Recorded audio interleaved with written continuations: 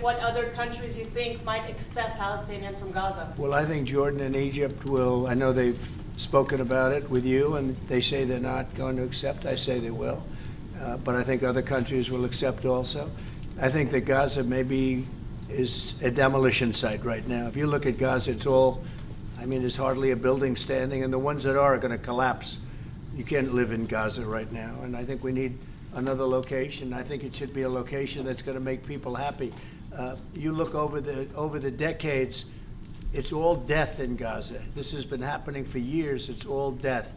If we can get a beautiful area to resettle people permanently in nice homes and where they can be happy and not be shot, not be killed, not be knifed to death like what's happening in Gaza, I think we have a combination that's very unbeatable, actually.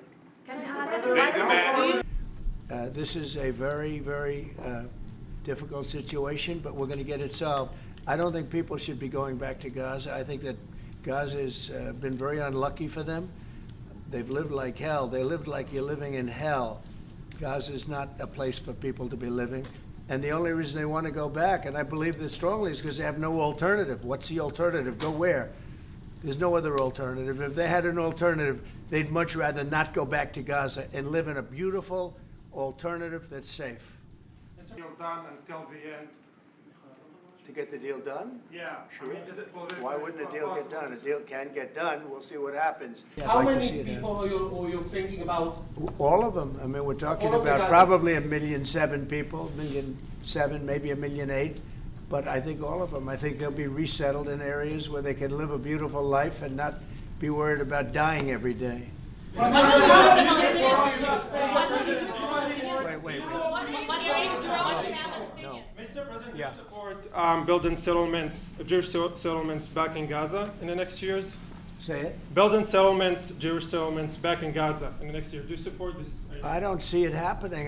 It's too dangerous for people. Nobody can go there. It's too dangerous. Nobody wants to be there. Warriors don't want to be there. Soldiers don't want to be there. How can you have people go back? You're saying go back into Gaza now? The same thing's going to happen. It'll only be death. The best way to do it is you go out and you get beautiful, open areas with the sunlight coming through, and you build something nice. And they are not going to want to. They are not going to want to go back to Gaza.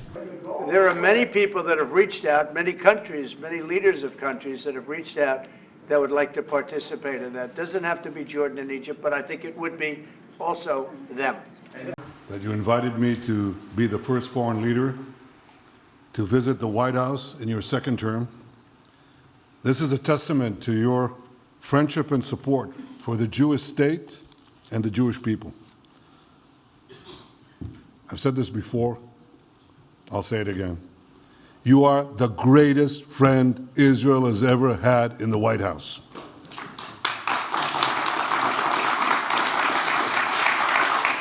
And that's why the people of Israel have such enormous respect for you. Savagely murdered 1,200 innocent people, including more than 40 Americans.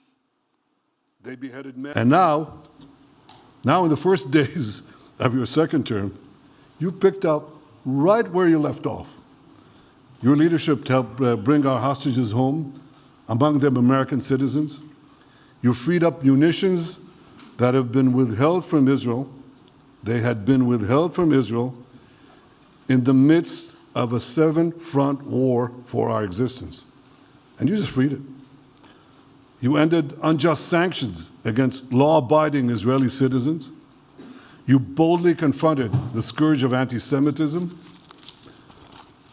You stopped funding, as you just said, international organizations like UNRWA that support and fund terrorists. And today, you renewed the maximum pressure campaign against Iran. Ladies and gentlemen, all this in just 2 weeks. Can we imagine where we'll be in 4 years? Praised the massacre. Sinwar said that Israel was finished. Nasrallah boasted that. But as we discussed, Mr. President, to secure our future and bring peace to our region, we have to finish the job.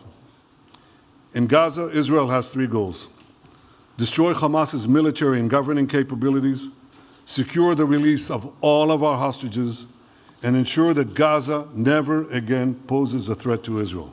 Decades for shedding rivers of American blood, including the blood of 241. And I've seen you do this many times. You cut to the chase. You see things others refuse to see. You say things others refuse to say. And after the jaws drop, people scratch their heads and they say, you know, he's right. And this is the kind of thinking that enabled us to bring the Abraham Accords. This is the kind of thinking that will reshape the Middle East and bring peace. And weaker. But as we discussed, Mr. President, to secure our future and bring peace to Mr. President, ladies and gentlemen, Israel will end the war by winning the war. Israel's victory will be America's victory. We will not only win the war, working together, we will win the peace. With your leadership, Mr. President, and our partnership, I believe that we will forge a brilliant future for our region and bring our great alliance to even greater heights. Thank you. Thank you very much, baby. That enabled us to bring the Abraham Accords. This is the kind of thinking that will reshape the Middle East and bring peace.